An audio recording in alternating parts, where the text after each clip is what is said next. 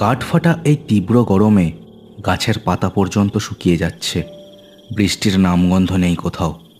নরেন ঘোষের আমবাগানের গাছগুলোকে দেখলে মনে হয় কেলে কেলে কতকগুলো ছায়ার তৈরি দেহ দাঁড়িয়ে আছে। আমবাগানের জমে থাকা শুকনো পাতার উপর খচমচ শব্দ তুলে এমন সময় একটা লোককে দেখা গেল হেঁটে যেতে। মুখে সরু গোঁফ আলা লোকটির হাতে দুটি ঢাউস ব্যাগ, টেরিলিনের শার্টের সাথে ঢলঢলে প্যান্ট পরে যেন সে শ্বশুর বাড়ি যাচ্ছে এমনই দুলকি চালে লোকটা এগিয়ে চলেছে। এই আমবাগানের বিশেষ একটা বস্তু হলো লম্বা একটা কাকতাড়ুয়া। কে যে এই কাকতাড়ুয়াটাকে এখানে দাঁড় করিয়েছে, আর আমবাগানে কাকতাড়ুয়া কি জন্যই বা দাঁড় করিয়েছে, এটা একটা রহস্য বটে। ব্যাগ হাতে করে আসা লোকটা সেই কাকতাড়ুয়ার সামনেই থমকে দাঁড়িয়ে গেল। এই কাকতাড়ুয়া থেকে 200-300 মিটার দূরেই ইটের তৈরি নরেন ঘোষের দালান। অবশ্য তার অবস্থা এখন প্রায় জরাজীর্ণ। ওহ, বুড়োর শেষ বয়সের আধিক্যতা দেখো। আম বাগানে ঠ্যাঙা একখানা কাকতাড়ুয়া দাঁড় করিয়ে রেখে মরেছে। ঠিক আছে, কই বাত নেই, একবার এখানে এসে চেঁকে বসি, সব দূর করে দেবো। নিজের সাথে কথাটা বলে নিয়ে চারিদিকে তাকালো নিমাই। আসার আগে খোঁজ পেয়েছিল এখানে নাকি বেশ কিছু উটকো লোক এসে জুটেছে। এমন সময় একটা আধবুড়ো লোক আর তার পেছনে দুজন সন্ডা ধরনের লোককে হন্তদন্ত হয়ে তার দিকে হেঁটে আসতে দেখল নিমাই। কে হে বাপু তুমি? আমার আমবাগানে এমন ভর সন্ধ্যেতে কি খুঁজছো বলো তো? কে তুমি? আমি কে সেটা না হয় পরে জানবেন, আগে বলেন দেখি আপনি কে? বারিনবাবু নিমাইয়ের কথায় বেশ রেগে উঠলেন। একবার ডুবন্ত সূর্যের দিকে তাকিয়ে বেশ জোরেই বলে উঠলেন, আমি বাড়ির সমাদদার, এই বাড়ির বর্তমান মালিক, বুঝলে? নরেন ঘোষ মরার আগে এই জমি আর বাড়ি আমাকে বেচে দিয়ে গেছে। ও, কিন্তু আমার মামা তো কখনো এসব কথা আমাকে বলেনি। এত চিঠি লিখতো, কিন্তু জমি বাড়ি যে বিক্রি হয়ে গেছে সে কথা তো আমাকে কখনো জানায়নি। বলো কি? হ্যাঁ, তুমি নরেন ঘোষের ভাগ্নে? কই কই, তোমার কথা তো নরেন আমাকে কিছু বলে যায়নি। কি আশ্চর্য! তাদের কথার মাঝেই পেছনে দাঁড়ানো লোক দুটো যেন চঞ্চল হয়ে উঠল। ভয়ে ভয়ে এদিক ওদিক দেখে একজন বারিনবাবুর কানের কাছে মুখ এনে বলল, দাদা, এখানে আর বেশিক্ষণ দাঁড়িও না, আধার নামছে গো। এখনই যদি আবার উৎপাত শুরু হয়। হ্যাঁ, ঠিক ঠিক। এই এই ছোকরা, শোনো শোনো তো, তুমি তুমি তুমি যেই হও বাপু, এখন না এসো বাবা, বুঝলে? কাল সকালে এসো, কথা হবে, কেমন? এখন এসো। আজ্ঞে না কর্তা, আমি তো কোথাও যাব বলে আসিনি। এই জমি বাড়ি সব আমার মামার ছিল, সব বুঝে নিয়ে তবেই আমি এখান থেকে যাব। বারিন সমাদ্দার দেখল এই উটকো বিপদকে পরেও সামলানো যাবে, আগে নিরাপদ আশ্রয়ে যাওয়া দরকার। বেশ, একে দোতলার একটা ঘর আপাতত খুলে দে তো, আমি আমার ঘরেই থাকবো। এ কথা বলেই তিনি একরকম পালিয়েই চলে গেলেন সেখান থেকে, যেন আঁধার নামলেই এখানে তাকে বাঘে খাবে।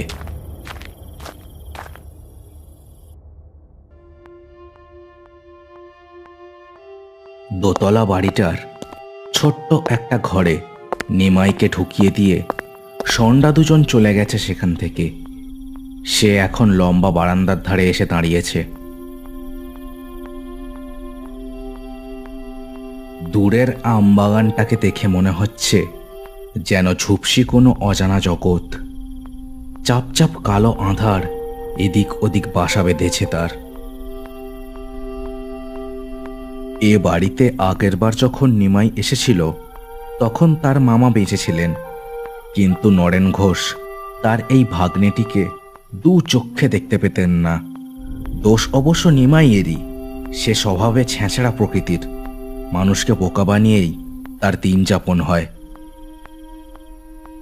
এসব কথাই ভাবছিল সে দাঁড়িয়ে। হঠাৎই তার মনে হলো আমবাগানের মধ্যে দিয়ে কিছু একটা হেঁটে চলে বেড়াচ্ছে। বেশ লম্বা লম্বা পা ফেলেই একটা মানুষের মতো দেহের কিছু একটা হাঁটছে। এই কে রে? কে আমবাগানে? কে? নিমাইয়ের গলার শব্দেই লম্বা লোকটা থমকে গেল আর তার দিকেই যেন তাকিয়ে রইল। তবে রে বেটা, আম চুরি করতে এসেছিস? দাঁড়া বেটা, দাঁড়া। নিমাই হাতে দু ব্যাটারির একটা টর্চ নিয়ে হন্তদন্ত হয়ে হেঁটে বেরিয়ে এলো বাড়ির ভেতর থেকে। অবাক হয়ে দেখল বাড়ির চারদিকে যেন কে চুনের দাগ দিয়ে রেখেছে। চারিদিকে আলো ফেলতে ফেলতে সে এগিয়ে গেল যেদিকে লোকটাকে দেখেছে সেদিকে। আম গাছগুলোর কাছে এসে কিন্তু কাউকে দেখতে পেল না নিমাই। গাছের নিচটা এখন খাঁ খাঁ করছে। আশ্চর্য তো, গেল কোথায়? কে বাগানে? কে বাগানে লুকিয়ে আছিস রে? বেরিয়ে আয়, নইলে নইলে কিন্তু আমি কিন্তু কুমখু জানি। হ্যাঁ বাবা। আরে এ কি তাজ্জব ব্যাপার! কথাটা বলতে বলতেই নিমাই হাতের টর্চটা ঘুরিয়েছিল বাগানের যেখানে সেই কাকতাড়ুয়াটাকে দেখেছিল সেদিকেই। কিন্তু অবাক কাণ্ড, জায়গাটা একদম খালি, শুধু মাটিতে একটা খুঁটি পোতার মতো গর্ত ছাড়া আর কোথাও তার কোনো চিহ্ন নেই। হঠাৎই নিমাইয়ের হাতের টর্চটা দপদপ করে নিভে গেল। নিমাই চমকে টর্চটাকে হাতের তেলোয় দুবার ঘা দিল, আর তাতেই টর্চটা আবার জ্বলে উঠল। নিমাই টর্চের আলোয় আরও একবার চমক খেল। কাকতাড়ুয়াটা ঠিক সেখানেই ঠাঁয় দাঁড়িয়ে আছে আর একভাবে দেখছে তাকে। কেলে হাড়িখানার ওপর খড়ির টানে বানানো চোখ আর দাঁতের শাড়ি দেখে এই অন্ধকারেই নিমাইয়ের যেন অন্তরাত্মা কেঁপে উঠল। নিমাই যেন পিছু হটে পালাতেও ভুলে গেছে। পাথরের মতো দাঁড়িয়ে রইল সে সেখানে। ওই ছেলে, ওই ওখানে কি? ওই ছেলে, কি করছো ওখানে? ইটের বাড়ির সামনে থেকে ডাকটা শুনে নিমাই চমকে উঠে পিছন ফিরল। দেখল একজন ষণ্ডা তাকে বারবার হাতছানি দিয়ে ডাকছে। নিমাইও সেখানে আর বেশিক্ষণ থাকতে সাহস পেল না। বারবার তার মনে হলো কাকতাড়ুয়াটা যেন তাকে দেখছে। সে হনহন করে বাড়ির দিকে হেঁটে গেল। নিমাই বাড়ির বারান্দায় উঠতেই ষণ্ডা লোকটা প্রায় দাঁত খিচিয়েই বলে উঠল, আরে এই ছোকরা, মরার জন্য গেছিলে এই বাগানের মধ্যে? ভাগ্যিস আমরা দেখেছিলুম, নইলে এতক্ষণে ঘাটটি ভেঙে পড়ে থাকতে ওই আম বাগানের মধ্যে, বুঝলে? নিমাই অবাক হয়ে বলল, কে জাঁতা বকছ বলো তো? আমাকে কে খুন করবে? আর বাগানে যত সম্ভব চোর ঢুকেছে, বুঝেছ? আমি ওই দোতলা থেকে দেখেই তো গেলাম। যদিও কাকতাড়ুয়াটা কিরকম যেন, দেখলেই গাটা স্যাঁত স্যাঁত করছে। চোর নয়, চোর নয়। শোনো ছেলে, তোমার ভালোর জন্যই বলছি, এখান থেকে পালাও, বুঝলে? নইলে মরবে। নিমাই এ কথায় হতবাক হয়ে ষণ্ডাটার মুখের দিকে তাকিয়ে থাকে। লোকটা বেশ ভয়ে ভয়ে আম বাগানের বাইরের দিকে কাকতাড়ুয়াটাকেই দেখছে। এই কে রে? কে ভাই রে? এই কে কথা বলিস রে? মুকুন্দ নাকি? হ্যাঁ দাদা, আমি। আর সেই ছোকরাটাও আছে এখানে। এই নিয়ে আয় দেখি ভেতরে। বারান্দার আরেক দিক থেকে কথাগুলো ভেসে আসে তাদের দিকে। ষণ্ডাটা নিমাইকে একবার শুধু চোখের ইশারা করলো, মানে যেতে হবে। ঘরের মধ্যে ঢুকে নিমাই দেখল একটা আরাম কেদারায় হেলান দিয়ে বারিনবাবু বসে আছেন, আর তার আরেক পাশে অন্য ষণ্ডাটা বসে বসে ছোড়ায় ধার দিচ্ছে। নিমাই একবার ঢোক গিলল, এই বারিনবাবু যে সুবিধের লোক নয় তা আর আলাদা করে তাকে বলে দিতে হবে না। এই এই ছোকরা, এবার বলো দেখি কি চাই এখানে। তবে হ্যাঁ, যা বলবে খুব বুঝে শুনে বলো বাপু। হ্যাঁ, এই যে দেখছো, ও লোকটা আগে কামার ছিল, লোহা কেটে অস্তর বানাতো, বুঝলে? আল টপকা কিছু বললে আবার যাই হোক, কই কি হলো, চুপ কেন, বলো। আগে আমার মামা, মানে বাড়িটা আমাকে দেবেন বলেছিলেন যখন বেঁচে ছিলেন তখন। আমি সেজন্যই আর কি, যখন আমার মামার মৃত্যুর কথা শুনলাম চলে এলাম এখানে। মানে আপনি এখন এখানে। বারিনবাবু রক্ত লাল চোখে তাকালো নিমাইয়ের দিকে, এখনই যেন তাকে ছিঁড়ে খাবে। দাঁতে চিবিয়ে তিনি বললেন, চপ বেটা, শোন, তোর মামা আমার থেকে বহু টাকা ধার নিয়েছিল বেঁচে থাকতে, তাই যখন সে বেটা মরলো তখন আমি এসে দখল নিলাম এই বাড়ির, বুঝেছিস? যত সব। আচ্ছা শোন, তুই এই আঁধারে বাইরে গেছিলি কেন? আজ্ঞে কর্তা, বা বাইরে একটা লোক আমবাগানে হাঁটছিল, আমি ভাবলাম চোর টোর কিনা, তাই। এ কথাটা শুনেই বারিনবাবুর মুখের তেজ যেন ফুরিয়ে গেল। কি একটা ভেবে নিয়ে তিনি বললেন, বুঝেছি।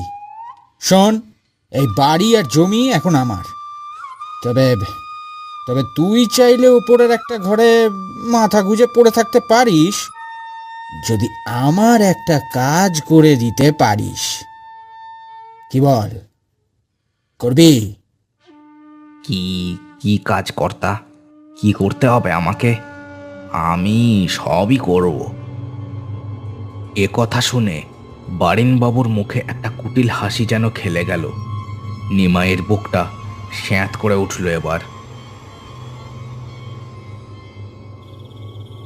রাত নেমেছে, গাঢ় কালো আঁধার ঢাকা এক রাত।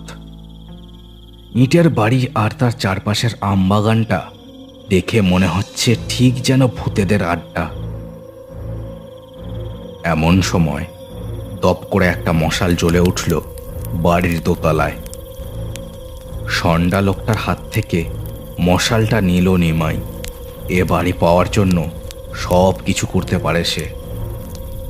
যা, এবার ওই যে দেখ, তোকেই দেখছে বাগানের সামনে দাঁড়িয়ে।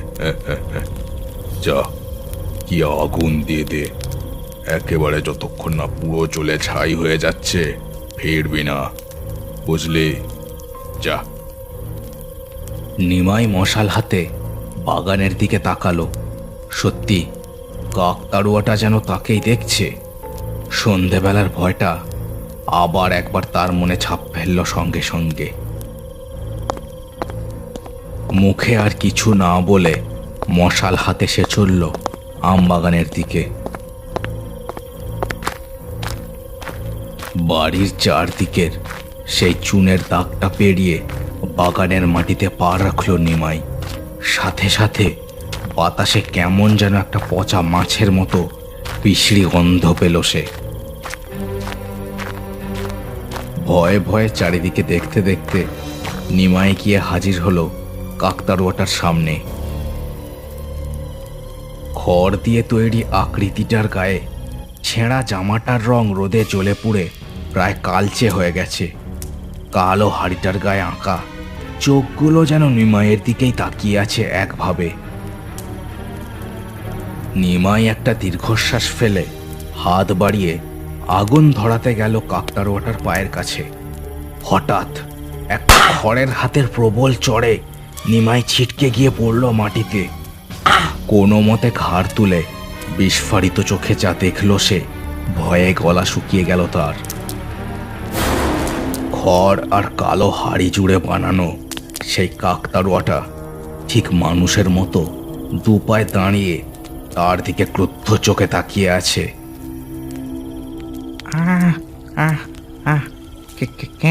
কে তুমি? কাকতাড়ুয়াটার খড়ি দিয়ে বানানো দাঁতের শাড়ি নড়ে উঠল এবার। চিনতে পারছিস না নিমা? তা অবশ্য চিনবি বা কি করে? আমি রে, আমি শরীরটা পাল্টে ফেলেছি। নিমু এই নামে তাকে তার মামা নরেন ঘোষ ছাড়া আর কেউ কোনোদিনও ডাকতো না। মা মা মা নয় রে অত ছাড়া, মামা বল, মামা। বেটা ছেচর, বেঁচে থাকতে তো টিকিটিও দেখতাম না তোর। মরার পর আমার বাড়ি আর বাগান দখল করতে হয়েছিস। আমায় আমায় ক্ষমা করে দাও, আমায় ক্ষমা করে দাও। দাঁড়া, তোর ব্যবস্থা পরে হবে, আগে আমাদের ব্যবস্থা করি। কাকতাড়ুয়াটা এ কথা বলে লম্বা লম্বা পা ফেলে এগিয়ে যায় বাড়িটার দিকে। নিমাই ভয়ে কাঠ হয়েই পড়ে থাকে সেখানে। কিন্তু বাড়ির সামনের সেই চুনের দাগটা যেন কিছুতেই পেরোতে পারে না সে। অদৃশ্য কোনো বাধা যেন পথ আটকে দিয়েছে তার। বাড়ির দাওয়ায় ততক্ষণে বারিন ঘোষ আর তার দুই সঙ্গী নেমে এসেছে। তাদের হাতেও জ্বলছে মশাল।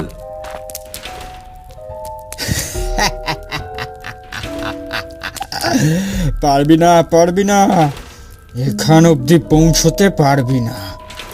সে ব্যবস্থা আমি আগেই করে রেখেছি। গচ্ছা তান্ত্রিককে দিয়ে এই বাড়ি আমি আগে থেকেই বন্ধন করে দিয়েছি, যাতে করে এই বাড়ির চৌহদ্দিতেও তুই ঢুকতে না পারিস। বুঝলি কাকতাড়ুয়ার বাচ্চা? তাই নাকি? এই চুনের দাগটা বুঝি তোদের বাঁচাবে?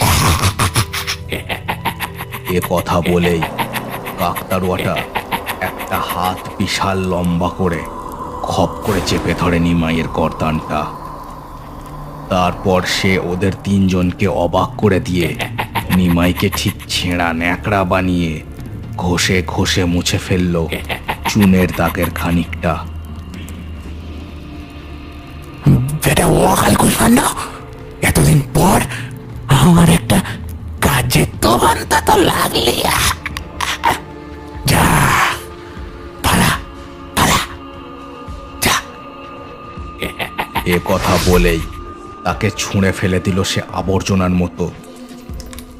কাকতাড়ুয়াটা এবার লম্বা লম্বা পা ফেলে ঢুকে পড়ল গণ্ডির ভেতর।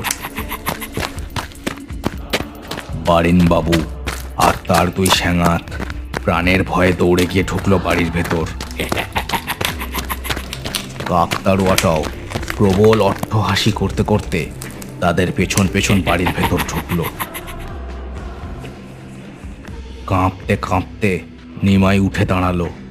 বিস্ফারিত চোখে সে দেখছিল তার সামনে ঘটে যাওয়া অবাস্তব সমস্ত ঘটনাগুলো। হঠাৎ বাড়ির ভেতর থেকে ভেসে এলো প্রবল কয়েকটা চিৎকার।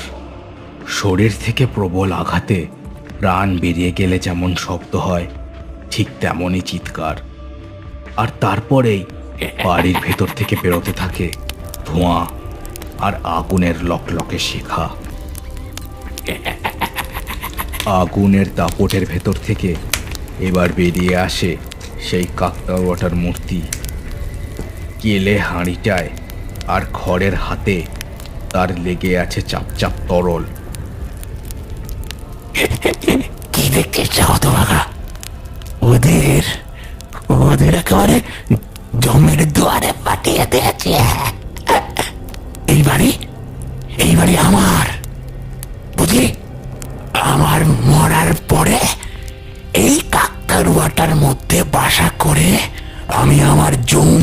বাগান পাহারা দিচ্ছে। তোরা সব উটকো লোক দখল করতে চাস? করাচ্ছি দখল। যতক্ষণ আমি আছি এই বাড়ি আমার, আমার, আমার। প্রবল অট্টহাসিতে ফেটে পড়ে আকাশ বাতাস। নিমাই অবাক চোখে দেখতে থাকে কাকতাড়ুয়া রূপী তার নরেন মামাকে। কয়েক মুহূর্তের মধ্যেই তার দু চোখে কালো অন্ধকার নেমে আসে।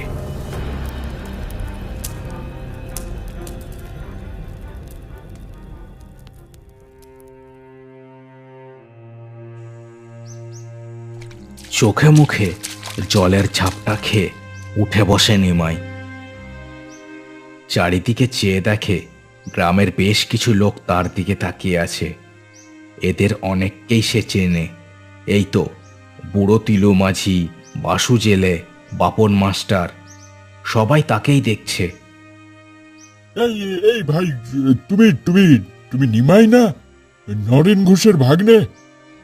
এই কি কি ব্যাপার? হ্যাঁ, হঠাৎ হঠাৎ বাড়িতে আগুন লাগিয়ে পুড়িয়ে দিয়েছো কেন? মাথা টাটা খারাপ হয়ে গেছে নাকি? নিমাই তার কথা শুনে ভ্যাবলার মতো তাকিয়ে দেখে দালানটার দিকে। সত্যি সেটা পুড়ে ছামা হয়ে গেছে। এই নিমু, ব্যাটা ছ্যাচোর, কি করছিলি এখানে? কথা বল, নইলে পুলিশে দেব, বুঝলি? আমি কাল সন্ধেবেলা এলাম এ বাড়িতে। তারপর ওরা সব এখানে ছিল। তারপর পরপর ঘটনাগুলো নিমাই বলে যেতে লাগলো ওদের সবাইকে। সবারই মুখ ভয়ে সাদা হয়ে গেল কথাগুলো শুনে।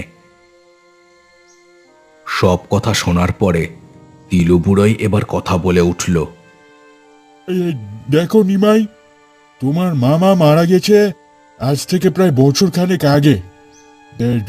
তারপরেই এখানে রাত হলে এটা এটা ওই কাকতাড়ুয়াকে ঘোরাফেরা করতে দেখা যায়। সারা আম বাগানে ওই ওই পাইচারি করে সে। এই ভুতুড়ে কাণ্ড আর কি। একটা মাসখানেক আগে এই এই এই গ্রামেরই একটা উটকো লোক, বুঝলে, বাড়ির সমাদদার, নিজের দুই চেলাকে সঙ্গে নিয়ে ওই বাড়িটা দখল নিল, আর বাড়ির জমিটাও, বুঝেছ। আর এই তান্ত্রিককে ডেকে কি সব তন্তর মন্তর করে থেকেও গেল এখানে। কি বলবো, আমরা গ্রামের লোকেরা তো কেউ মানে ভুলেও পা মারাই না এদিকে। ব্যাস আর কি, এইভাবেই চলছিল সব কিছু। দিনের বেলা সব ঠিক থাকলেও রাত হলেই না এখানে নেমে আসে ভৌতিক ছায়া, বুঝলে। তাই তো তোমাদের বাড়ির ঠিকানা জোগাড় করে মানে আমরা তোমাকে খবর পাঠালুম, যাতে যাতে তোমরা এসে নরেন ঘোষের নামে ওই ওই পিণ্ড ধান দিয়ে আর আর ওদের এখান থেকে দূর করে দিয়ে এই বাড়িটার না এরা সদ্গতি করতে পারো। হ্যাঁ, কিন্তু কিন্তু কিন্তু কি কাণ্ড, কি কাণ্ড! নিমাই যেন বোকা হয়ে গেছে। কোনো কথাই তার কানে ঢুকছে না। শূন্য দৃষ্টিতে সে শুধু দেখছে আমবাগানের যেখানে কাল কাকতাড়ুয়াটাকে দেখেছিল সেদিকেই। জায়গাটা খালি, একটা বাঁশ পুঁতে রাখার চিহ্ন আছে শুধুমাত্র। হঠাৎ যেন একটা ছায়া আম গাছগুলোর আড়ালে সরে গেল স্যাঁত করে। নিমাই বুঝল দিনের বেলায় তার নরেন মামা লুকিয়ে থাকে আমবাগানে, আর সন্ধে হলেই এখানে এসে কাকতাড়ুয়ার মতো দাঁড়িয়ে বাড়িটাকে পাহারা দেয়। ভয়ে দু চোখ বুজে ফেলল নিমাই। চোখ বুজেই শুনল বাপন মাস্টার বলছে, তিলু কাকা, চলো থানায় খবর দিই।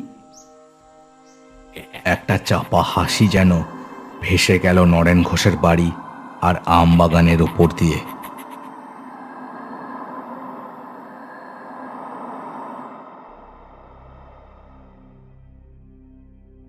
শেষ হলো কোটুন্সের আজকের গল্পের পরিবেশনা। আজকের গল্পে আমার সাথে ছিল গৌতম আকিবুক অ্যানিমেশন থেকে আর বিট্টু অ্যানিমেশন বাক্স থেকে। ওদের চ্যানেলগুলো তোমরা একবার ঘুরে এসো, আর আজকের গল্পটা কেমন লাগলো সেটা আমাকে কমেন্ট করে জানিও। চ্যানেলটাকে সবাই সাবস্ক্রাইব করে দিও আর গল্পটাকে শেয়ার করে দিও তোমার বন্ধুদের সাথে। দেখা হচ্ছে আর পরের ভিডিওতে। সবাই খুব ভালো থেকো।